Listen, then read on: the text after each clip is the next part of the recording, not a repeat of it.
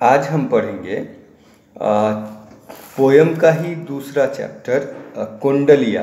गिरधर कविराय के द्वारा लिखा गया कुंडलिया हम लोग आज पढ़ना स्टार्ट करेंगे। तो हिंदी साहित्य में जो कविताएं लिखी जाती हैं, जो पोयम्स लिखे जाते हैं, उसके कुछ नियम होते हैं, कुछ रूल होते हैं और उसी रूल्स में एक आता है अलंकार, तो दूसरा आता है छंद। छंद में होता क्या है कि वर्ण जो होते हैं, अल्फ़ाबेट्स जो होते हैं, वो गिन करके डाले जाते हैं कि पहले लाइन में 13 ही वर्ण हैं, तो दूसरे लाइन में 13, तीसरे लाइन में 14, तो फिर चौथे लाइन में 14। ये वर्णों को गिन करके लिखा जाता है। उसी में एक छंद आता है कवित्त। अब कवित्त छंद में कुंडलिया लिखी जाती है। जो चैप्टर हम लोग पढ़ेंगे वो कवित्त छंद में है। गिरधर कविराय ने अपने लिए यह कुंडलिया लोगों के लिए लिखा था, अपने लिए नहीं, लोगों के लिए लिखा था। तो पहला है कि इंसान का जो चरित्र है, कैरेक्टर है, उस कैरेक्टर की तुलना उन्होंने लाठी से कर दी है। उस चरित्र की तुलना उसने लाठी से कर दी है। उसने कहा कि लाठी में गुण बहुत है, सदा राखिए संग, गहरी नदी नारी जहाँ तहाँ बचावे अंग, तहाँ बचावे अंग, झपट कहीं कुत्ता को मारे, दुश्मन दावा गिर हो तिन्हों को झारे। का गिरधर कविराय सुना हो धूर के बाठी, सब हथियारन छारी हाथ मह लीजे लाठी। गिरधर ने इस साधारण अस्त्र है लाठी, उसकी तुलना मनुष्य के चरित्र से कर दी है। उन्होंने कहा कि जिस तरह लाठी के द्वारा हम किसी गड्ढे, नदी के बहाव या किसी नाड़ी मतलब होता है नाला, नौ में हर्षिकार की मात्रा हो तो नाला, ठीक, तो नाला को हम लाठी की मदद से पार कर सकते हैं। अगर कहीं हम किसी अनजान रास्ते पर चलें और कुत्ते हमारे पीछे पड़ जाए तो लाठी से उन लोगों को भगा सकते हैं, लाठी से मार के भगा सकते हैं। अगर कोई दुश्मन हमसे थोड़ा तगड़ा दिखाई दे और निहत्था दिखाई दे तो 2-4 लाठी उसे भी मार करके उस दुश्मन को भी अपने पास से भगा सकते हैं। तो उन्होंने कहा कि हे जीवन के पथिक, सभी हथियारों को अगर छूट भी जाए, सभी हथियार अगर तुमसे छूट भी जाए तो कम से कम कम से कम लाठी अपने हाथ में रखा करो, जिससे कि इन सब चीज़ों से तुम बच सकते हो। अब लाठी कैरेक्टर कैसे है? तो मनुष्य के अंदर में एक चीज़ होती है कैरेक्टर, जो कैरेक्टर आपके लाठी की तरह मजबूत होती है। अब जीवन के गहराई से उबरना हो तो आपके कैरेक्टर ही आपका कैरेक्टर ही आपका मदद करता है। दूसरी बात है जीवन के बहाव से बचना हो तो उसमें भी कैरेक्टर ही आपको मदद करेगा।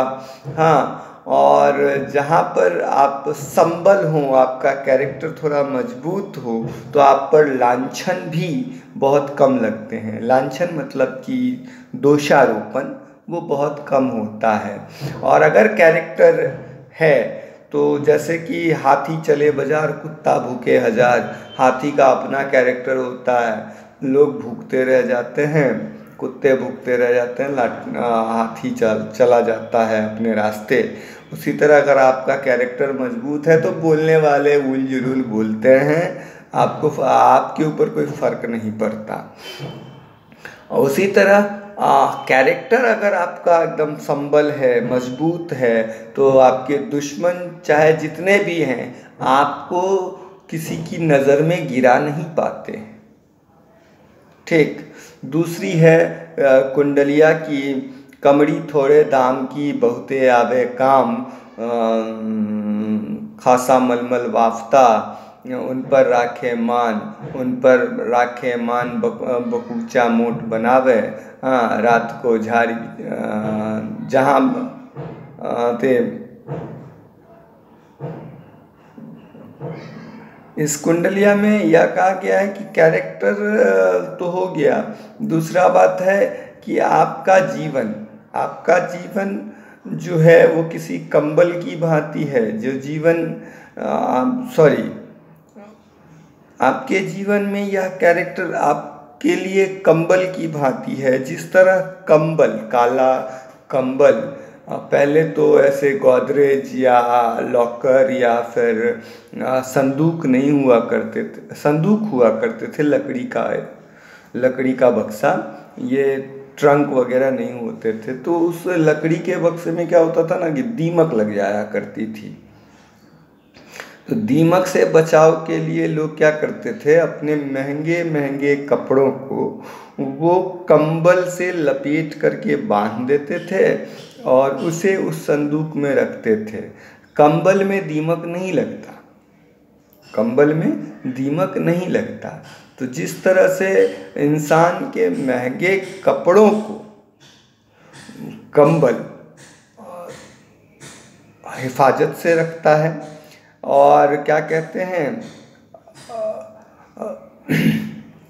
अगर ज़रूरत पड़े तो कंबल को आप बिछावन के रूप में भी बिछा सकते हैं। जैसे कविराय के द्वारा रचित उपयुक्त कुंडलिया में काला कंबल, जो बहुत साधारण सा है, आज भी 300 रुपये तक में मिल जाती है, 300-350 में मिल जाती है।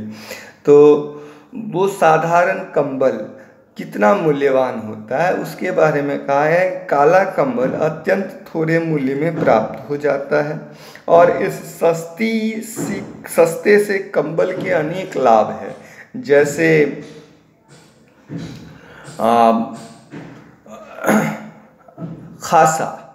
खासा इट मीन्स की रेशमी कपड़ा, ठीक। मलमल, वॉल्वेट कपड़ा।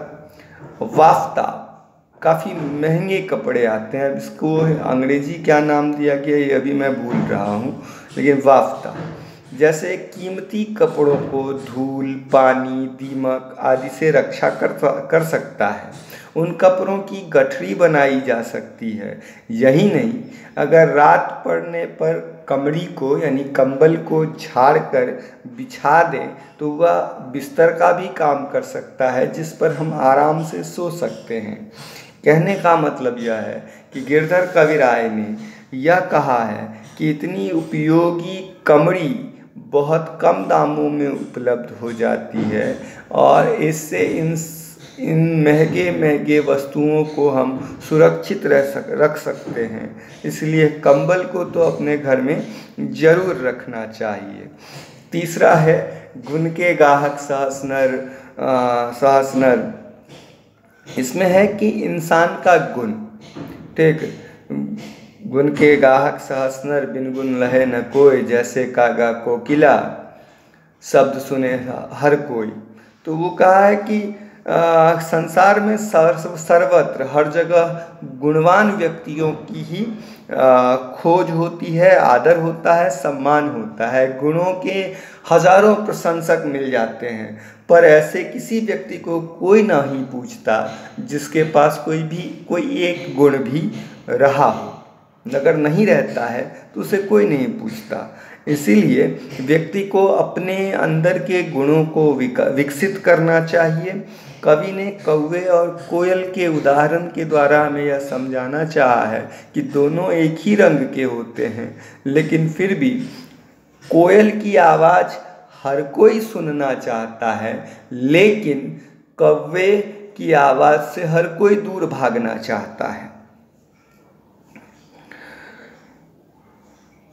इसलिए आप अपने अंदर के गुणों को और अधिक विकसित करें, ताकि आपके गुणों के प्रशंसकों की संख्या दिन दूनी रात चौगुनी बढ़ती जाए। ठीक, अगला भाग अगले वीडियो में।